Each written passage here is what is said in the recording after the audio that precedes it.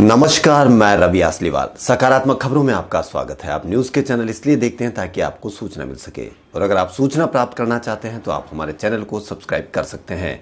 और यदि आपको ऐसे चैनल देखने हैं जिसमें सिर्फ किसी का अपमान होता हो, आपके मन में गंदगी भरने का काम होता हो, और हाँ, आपको अपने बच्चों की फीस से, बच्चों के रोजगार से, महंगाई से और यहाँ तक कि कोरोना से भी आपको दिक्कत नहीं है, तो अब आप लड़ाई झगड़े की बहस भी देख सकते हो। उसमें सुशांत सिंह, उसमें कंगना रनौत कहाँ गई, कैसे गई, कब गई, क्यों जा रही है, क्यों आ रही है, सब देख सकते हो। क्योंकि आपको इससे कोई मतलब नहीं है कि देश में क्या आपको बताया जा रहा है मीडिया के द्वारा कि क्या कोरोना का हाल है, क्या कोरोना की दवाई का चल रहा है, क्या कोरोना से मौत हो रही है, क्या कोरोना से बीमार हो रहे हैं, क्या कोरोना से मरीज ठीक हो रहे हैं। आपको इससे भी कोई मतलब नहीं है, तो आप लड़ाई झगड़े की बहस को देख सकते हो। लेकिन लड़ाई झगड़े की बहस के बाद एक प्रवक्ता की मौत हो गई, यानी वो भी इस लड़ाई झगड़े की बहस को सहन नहीं कर सकते हैं।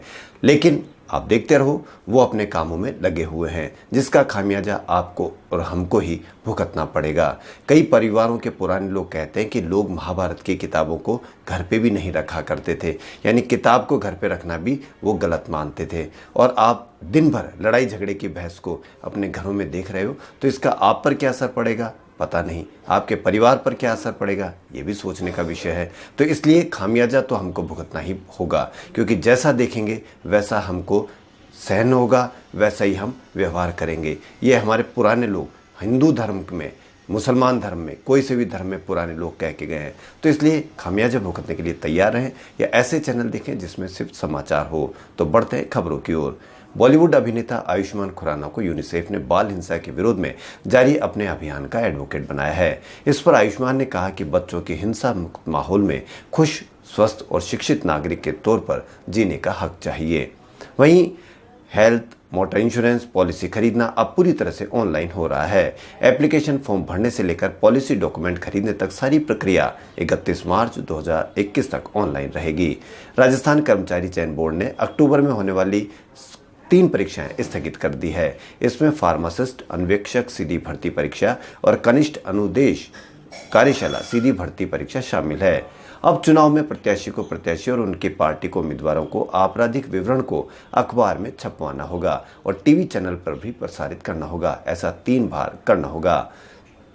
वहीं राजस्थान में जयपुर से चांदपोल से बड़ी चौपड़ के बीच मेट्रो का संचालन अब सितंबर से शुरू होने जा रहा है। इसका उद्घाटन वीडियो कॉन्फ्रेंसिंग के माध्यम से राजस्थान के सीएम अशोक गहलोत करेंगे। नीट की परीक्षा देने वाले विद्यार्थी रोडवेज की बसों में राजस्थान में निःशुल्क सफर कर सकेंगे। विद्यार्थी को नीट का एडमिट कार्ड दिखाना होगा। यह सुविधा रोडवेज के साधारण और एक्सप्रेस बसों में मिल सकेगी। सोमवार से संसद के मानसून सत्र में सरकार 23 विधेयक लाने जा रही है। इसरो नवंबर 2020 में पीएसएलवी से एक उपग्रह लॉन्च करेगा। देश में पहली बार ड्राई डेयरियां खोली जाएगी। ऐसी गाय वहां रखी जाएगी जो दूध नहीं देती हो, इसे ड्राई डेयरी कहा जाएगा। और डेयरी में गाय पालक गोबर से खाद बनाएंगे और आर्थिक लाभ लेंगे। वहीं गौमूत्र का प्रयोग भी खाद और दूसरे अन्य रूप में करेंगे। इससे आवारा गायों की समस्याओं में निजात पाने में मदद मिलेगी। लंबे समय से बीमार चल रहे सामाजिक कार्यकर्ता स्वामी अग्निवेश का निधन हो गया।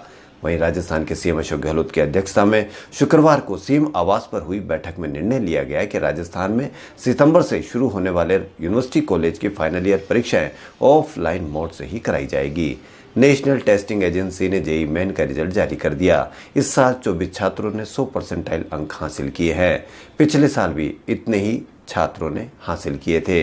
कोरोना में साइकिलिंग में लोगों की दिलचस्पी को देखते हुए जयपुर में स्मार्ट सिटी बनाने के लिए स्मार्ट साइकिल स्टैंड की तैयारियां की है। जयपुर में 20 स्थानों पर ऐसी स्मार्ट साइकिलें रखी जाएगी और 10 रुपये प्रति घंटे के किराए में साइकिल मिलेगी। वह कोई से भी स्टैंड से साइकिल ले सकता है और किसी भी स्टैंड पर इस साइकिल को रख सकता है। सरकारी सेवाओं के आवेदन के लिए अब अलग अलग जगह नहीं भटकना होगा। इसके लिए पोस्ट ऑफिस में सेंटर खोले जा रहे हैं ताकि एक ही प्लेटफॉर्म पर कई सुविधाएं उपलब्ध हो सके। इन कॉमन सर्विस सेंटर पर 73 सेवाओं के लिए आवेदन कर सकते हैं। राजस्थान में बिजली छीजत को 15% तक लाने के लक्ष्य को पूरा करने के लिए बिजली वितरण कंपनियों की विजिलेंस विंग अब दिन के बजाय रात को चेकिंग करेगी और चोरी पकड़ेगी। वहीं फर्स्ट ईयर का सेशन आईआईटी का नवंबर से शुरू हो सकेगा। काउंसलिंग के लिए रजिस्ट्रेशन और चॉइस की प्रक्रिया 6 से 15 अक्टूबर तक चल सकती है। उसके बाद नवंबर से सेशन शुरू होने की संभावना है। अगस्त में ऑटोमोबाइल सेक्टर के लिए काफ़ी अच्छा रहा। इस बार 4 पहिया वाहनों की बिक्री पिछले साल के मुकाबले 14% अधिक बढ़ी। वहीं 2 पहिया वाहनों की बिक्री में भी इजाफा हुआ है। यूएस ओपन में महिला सिंगल्स के फाइनल में 2 पूर्व वर्ल्ड नंबर 1 खिलाड़ियों के बीच खेला जाएगा। बेलारूस की विक्टोरिया अंजारेके और 6 बार की पूर्व चैंपियन सेरा विलियम्स को हराया। वहीं जापान की नाओमी ओसाका ने अमेरिका को खिलाड़ी को मात दी। एनबीए में लॉस एंजलिस लेखक ने ह्यूस्टन रॉकेट्स को हराया। लेस ने बेस्ट ऑफ 7 सेमीफाइनल में बढ़त बना ली है। वहीं जैन विश्व भारती संस्थान के आचार्य कालू कन्या महाविद्यालय में आंतरिक व्याख्यान श्रृंखला के अंतर्गत शुक्रवार को प्राचार्य प्रोफेसर आनंद प्रकाश त्रिपाठी की अध्यक्षता में व्याख्यान का आयोजन किया गया। व्याख्यान श्रृंखला के प्रारंभ व्याख्यान के रूप में डॉक्टर प्रगति भटनागर ने गूगल क्लासरूम द्वारा ऑनलाइन पढ़ाई के बारे में अपना व्याख्यान प्रस्तुत किया। प्रारंभ में प्राचार्य प्रोफेसर आनंद प्रकाश त्रिपाठी ने विषय के संबंध में जानकारी दी। उन्होंने बताया कि इस समय की आवश्यकता है कि कुछ नया सीखा जावे। सोशल डिस्टेंसिंग के चलते ऑनलाइन कक्षाओं का महत्व बढ़ गया है। कार्यक्रम का संचालन समन्वयक सोमवीर सांगवान ने किया। इस अवसर पर डॉक्टर बलवीर सिंह चारण, विनोद सैनी, श्वेता खटेड़, अभिषेक चारण, कमल कुमार मोदी उपस्थित रहे।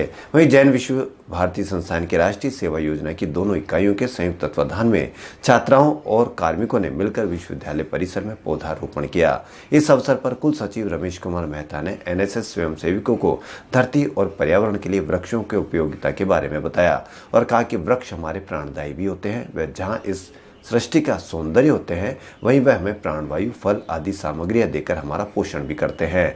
इस अवसर पर आचार्य कालू कन्या महाविद्यालय के प्राचार्य प्रोफेसर आनंद प्रकाश त्रिपाठी, एनएसएस प्रभारी डॉक्टर प्रगति भटनागर, शिक्षा विभाग के विभाग अध्यक्ष प्रोफेसर बीएल जैन, राकेश कुमार जैन, प्रद्युमन सिंह शेखावत, बलवीर सिंह चारण आदि के साथ स्वयंसेवक उपस्थित रहे।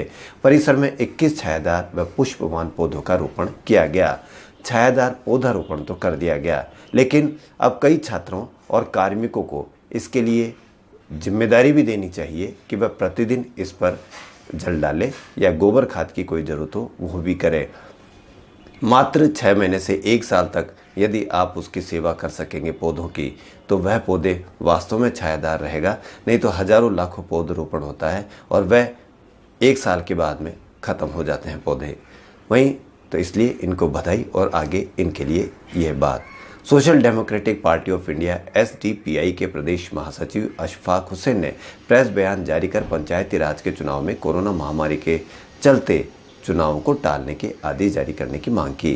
उन्होंने कहा कि प्रदेश में लगातार कोरोना मामले, बिगड़ते हालात और संक्रमित व्यक्तियों की बढ़ती मौतों से हालात चिंताजनक है। खबरों में फिलहाल इतना ही। यदि आपको हमारा चैनल पसंद आए तो लाइक, सब्सक्राइब और शेयर अवश्य करें। धन्यवाद।